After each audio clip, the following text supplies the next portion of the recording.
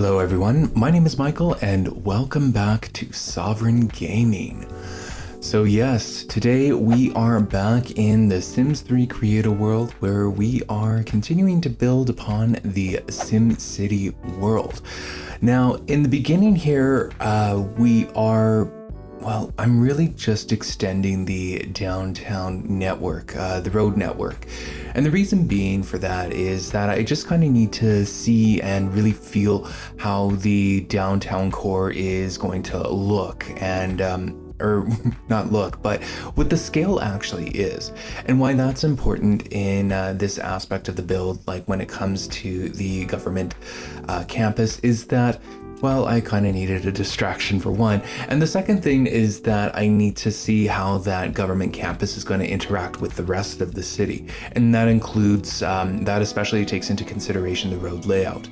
Now, I've mentioned it before, but I did choose a grid system for the downtown core, and I measured it out by having two 50 by 50 lots placed on top of each other for a total of 4 50 by 50 lots within a city block.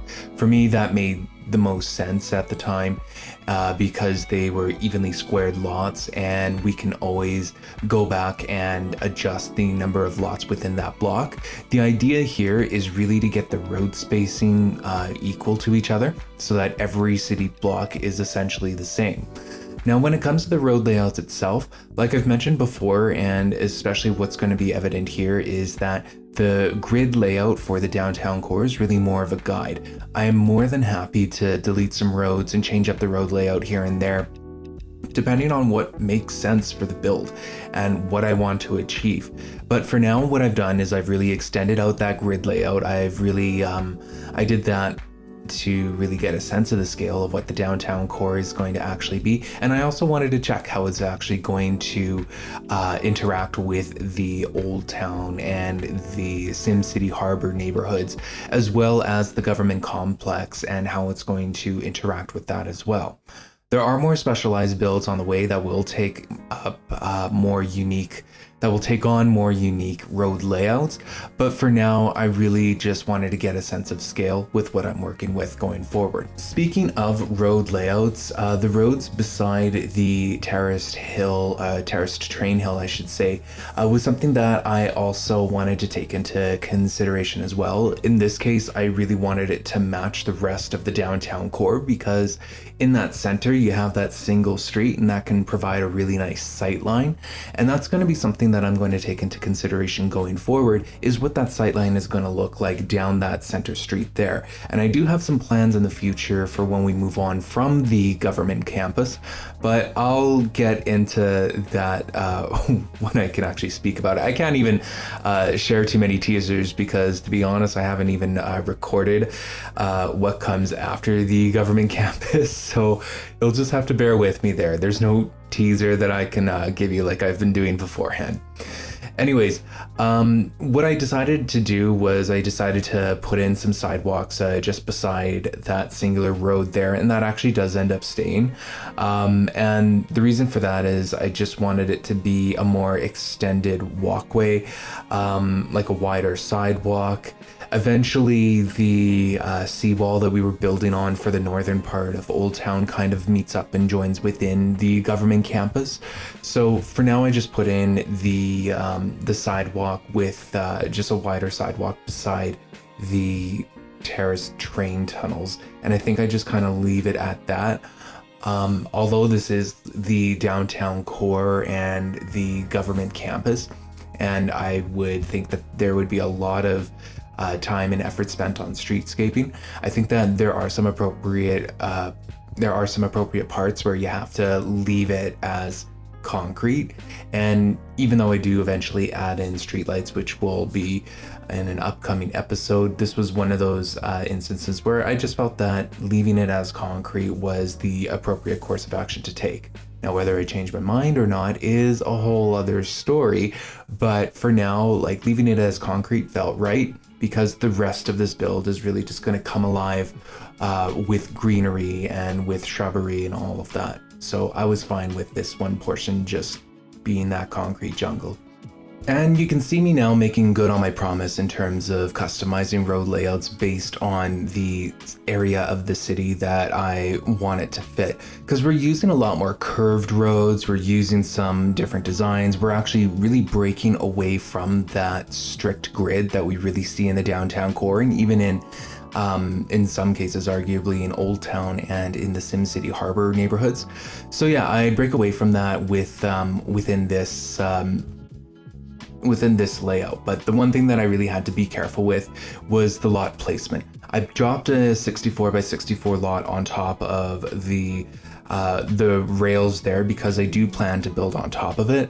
Now, the original plan here in my head is to actually make it into a library. I want it to be a community lot no matter what.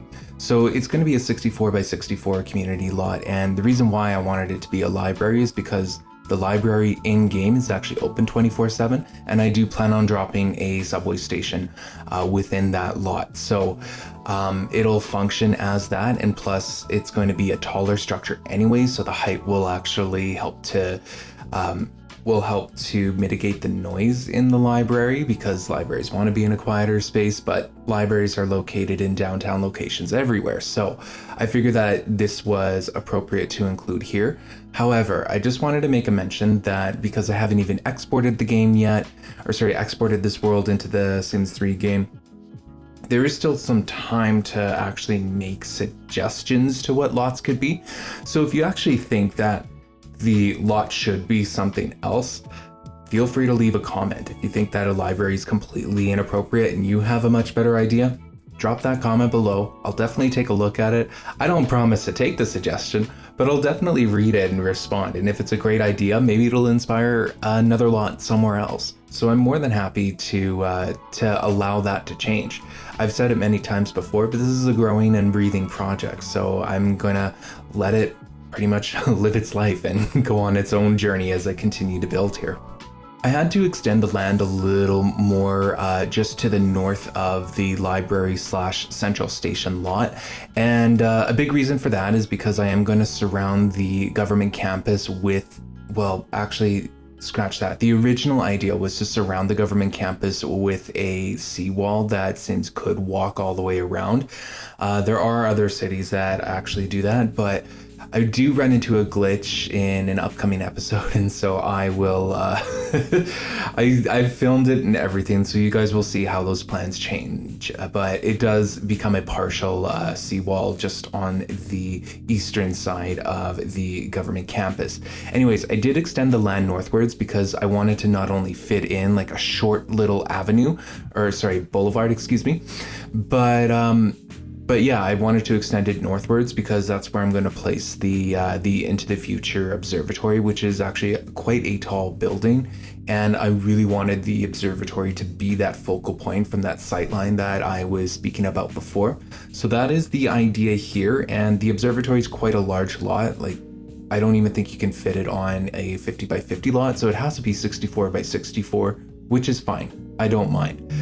I've mentioned it before as well in a previous episode, but with the government campus, I'm more so concerned about how it's going to look amidst the rest of the skyline, because I do plan to front it southwards with some sort of a plaza. And so there's a lot of tall buildings within the campus area, since I'm going to be using the Roaring Heights City Hall and the Roaring Heights Police Academy, and also with the Into the Future Observatory Tower. So there's quite a few taller towers on here. And then my concern is just that there are too many gaps for the rest of the downtown core skyline when I put in the actual plaza that's supposed to back out in front of it.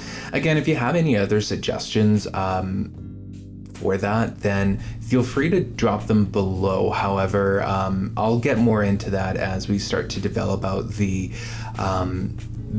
city plaza just south of the government campus here. So I will be asking for more suggestions there when that time comes. Luckily, like I've mentioned before, we're still in Create a World, so there's still time to change. It's just like when I actually export the world, when I won't be able to change lot configurations and road configurations and all that, as you probably already know.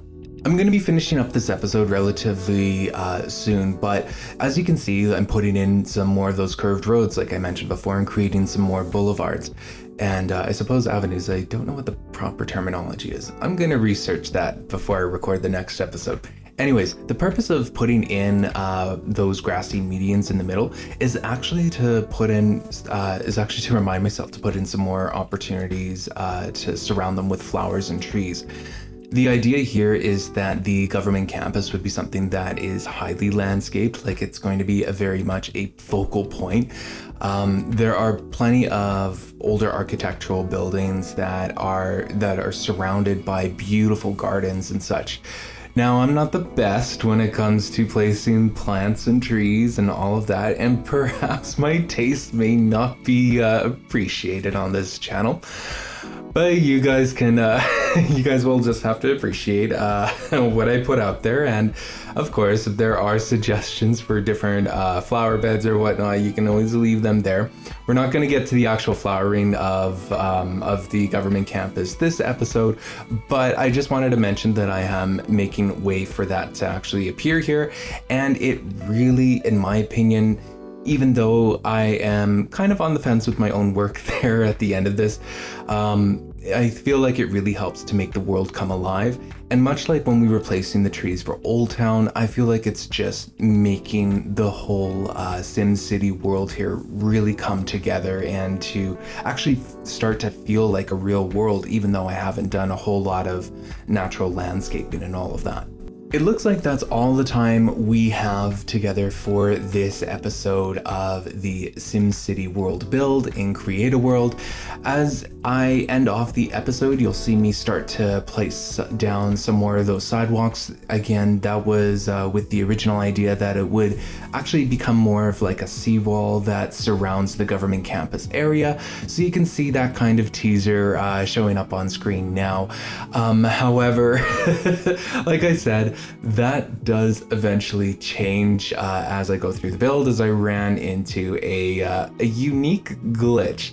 Thankfully, it didn't break the game, but I will explain that story when we come around to it, likely in the next episode coming up. Anyways, I just wanted to thank you again for watching, and if you enjoyed this video and if you're enjoying this series, it really helps the algorithm if you take the time to like this video, or even if you feel so inclined to do so, feel free to leave a comment. You're more than welcome to comment on my work and what you're watching, of course. Anyways, thank you for watching, and I hope you have yourself a wonderful day.